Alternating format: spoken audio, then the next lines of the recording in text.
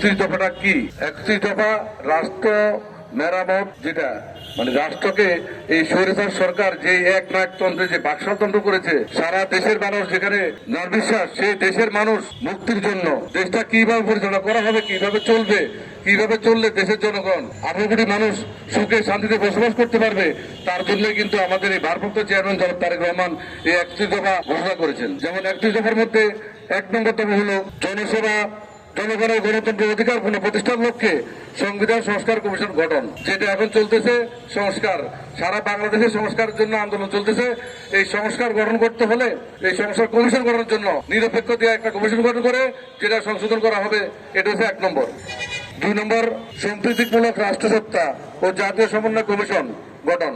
তারপর 3 নম্বর অবাধ, সুষ্ঠু ও নিরপেক্ষ নির্বাচন অনুষ্ঠানের লক্ষ্যে নির্বাচনকালীন দল নিরপেক্ষ তত্ত্বাবধায়ক সরকারের ব্যবস্থা পুরো পরিবর্তন।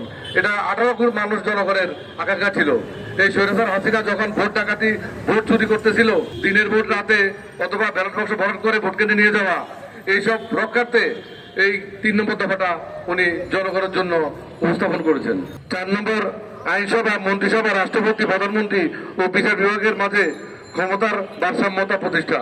প্রত্যেকটা সংগঠনের যেন তাদের নিজস্ব স্বাধীনতা থাকে। হাইকোর্ট বলেন, জজ কোর্ট বলেন, সুপ্রিম কোর্ট বলেন, কিংবা যে কোনো কমিশন বলেন, সব মুজিব কোর্টের মধ্যে ঢুকে গেছে। এই মুজিব কোর্ট থেকে উত্তরণের জন্য, এই 18 কোটি জনগণের মুক্তির জন্য এই 4 নম্বর দফাটা উনি ঘোষণা করেছেন। 5 নম্বর প্রধানমন্ত্রীর দায়িত্ব পালনের সময়সীমা অনুষ্ঠিত পরপর 2 মেয়াদ। 2 মেয়াদের বেশি কেউ প্রধানমন্ত্রী থাকতে পারবে না, তাইলে দেশে আর স্বৈরাচার থাকবে না, একনায়কতন্ত্র থাকবে না, বাকশাল থাকবে না। 6 নম্বর বিভিন্ন বিষয়ে জ্ঞান, দক্ষতা ও অভিজ্ঞতা সম্পন্ন বিশিষ্ট ব্যক্তিদের সমন্বয়ে আইনসভা উচ্চ কক্ষের প্রবর্তন। আমাদের দেশে অনেক বুদ্ধিজীবী, অনেক কলামিস্ট, অনেক বৈজ্ঞানিক আছে, অবহেলিতভাবে পড়ে আছে, তাদেরকে কিন্তু মূল্যায়ন করে না গত সরকার। এইসব গুণী ব্যক্তিদের মূল্যায়ন করার জন্য এই দফাটা উনি উপস্থাপন করেছেন। 7 নম্বর সংবিধান 70 অনুচ্ছেদ সংশোধন। 70 অনুচ্ছেদে সেই কালজয়ী যেসব আইন কানুন আছে এগুলা সংশোধনের জন্য 7 নম্বর ঘোষণা করা হয়েছে। 8 নম্বর নির্বাচন কমিশন ও নির্বাচন ব্যবস্থার সংস্কার ও সংশ্লিষ্ট আইন ও বিধি সংশোধন। নির্বাচন কমিশন বলতে কি ছিল? গত 17 বছরের কোনো নির্বাচন কমিশন ছিল না। এই নির্বাচন কমিশনকে সংস্কার করার জন্য, নির্বাচন কমিশনকে স্বাধীনতা দেওয়ার জন্য আমাদের এই দফা উনি ঘোষণা করেছেন।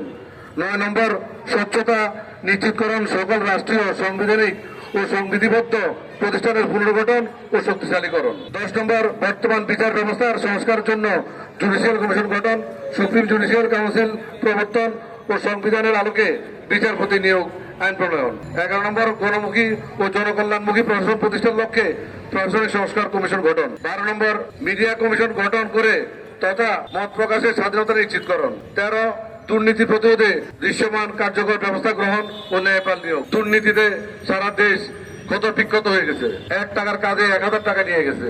আপনারা জানেন রূপপুর বিদ্যুৎ কেন্দ্রের ঘটনা, বালিশ, কলম, তারপরে ওই যে জানলার কভার, এগুলার কি রকম বিল দিছে। তারপরে বঙ্গবন্ধু টানেল, পদ্মা সেতুর কথা তো কেউ বলবেন না, 3 ধাপ পদ্মা সেতু বাড়াতে 3 গুণ করছে। এই দুর্নীতিকে রক্ষা করার জন্য উনি এতে গঠন করেছেন। সর্বস্তর আইনের শাসন ও মানবাধিকার প্রতিষ্ঠা। মানবাধিকার বলতে তো আমাদের দেশে কিছুই নেই। আপনি কিছু বলতেন, আপনার গলা চেপে ধরতো, অথবা আপনাকে বিশেষ বাহিনী দিয়ে রাতের অন্ধকার তুলে নিয়ে যেত। আপনি খোঁজ পাওয়া যেত না, আপনি কোথায় আছেন, কি থানায় আছেন, না ডিবি হেফাজতে, না র্যাব হেফাজতে, আপনি গুম হয়ে আছেন। কিছুদিন পরে যাই যেত হতো আপনি বিকলাঙ্গ হয়ে পড়ে আছেন কোথাও, অথবা আপনার লাশ পাওয়া গেছে। এইসব সংস্কারের জন্য আমাদের এই দফা গঠন করা হয়েছে। 15 নম্বর আত্মনির্ভরশীল জাতীয় অর্থনীতি গড়ে তোলার জন্য লক্ষ্যে অর্থনৈতিক সংস্কার কমিশন গঠন। অর্থনীতি কি আছে আমাদের দেশে? আমাদের দেশে রিক্সাওয়ালারা সারাদিন রিক্সা চালায়, বাসায় যে তারা ঠিক মতো কি 2 মুঠো ভাত খেতে পারে? পারে না। সাধারণ জনগণ যারা চাকরিজীবী আছে তারাও পারে না। একমাত্র পারে কারা? যারা চুরি ডাকাতি করে এই দেশকে ধ্বংস করেছে, তারাই করছে, তারাই খাইছে। এইসব সংস্কারের জন্য আমাদের 15 নম্বর হচ্ছে ধর্মীয় স্বাধীনতা সর্বোচ্চ ও কার্যকর নিশ্চয়তা প্রদান।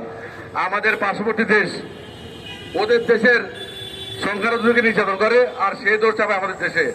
আমাদের বাংলাদেশে কোনো সংখ্যালঘু নাই, আমরা সবাই বাংলাদেশি, আমরা ভাই ভাই। 17 মুদ্রাস্ফীতি ও দ্রব্যমূল্য হ্রাস বৃদ্ধির আলোকে শ্রমজীবী মানুষের ন্যায্য মঞ্জুরি নিশ্চিত করা। আপনারা যেই পাচ্ছেন, যে আপনাদের যে শ্রমিকদের যে ভাতা হচ্ছে, এটা কি আপনাদের জন্য সঠিক না? এটা সব কিছু বিবেচনা করে এটার একটা মূল্যায়ন ভারসাম্য রক্ষার জন্য আমাদের এই কর্মসূচি ঘোষণা। 18 প্রাকৃতিক সম্পদ আহরণ এবং নবায়নযোগ্য মিশ্র জ্বালানি ব্যবহারে অগ্রাধিকার দিয়ে বিদ্যুৎ জ্বালানি ও খনিজ খাত আধুনিকরণ। আপনার গ্যাস আছে, গ্যাস নাই, গ্যাস লাইন আছে, গ্যাস নাই, অথচ আমাদের দেশে গ্যাসের খনি। তাহলে আমরা কেন গ্যাস তেল এইসব আমরা কষ্ট করবো? এইসবের জন্য এই দফাটা ঘোষণা করা হয়েছে। জাতীয় অর্থের অগ্রাধিকার নিশ্চিত করে বৈদেশিক সম্পর্ক উন্নয়ন। আমরা কারো গোলাম হতে চাই না, আমরা কারো প্রভুত্ব মানবো না। আমাদের বন্ধু আছে, কোনো প্রভু নাই, এটা আমাদের দেশ নীতি এবং খালেদা জিয়া সবসময় বলে। তো এই ধারার জন্য আমাদের এই দফা। 20 প্রতিরক্ষা বাহিনীর অধিকতর আধুনিকায়ন ও সক্ষমতা বৃদ্ধি এবং সকল বিতর্কের ঊর্ধ্বে রাখা। 21 প্রশাসন ও সেবা বিকেন্দ্রীকরণের লক্ষ্যে স্থানীয় সরকার প্রতিষ্ঠানগুলোকে স্বশাসিত ও ক্ষমতাবান করা। 22 শহীদ মুক্তিযোদ্ধাদের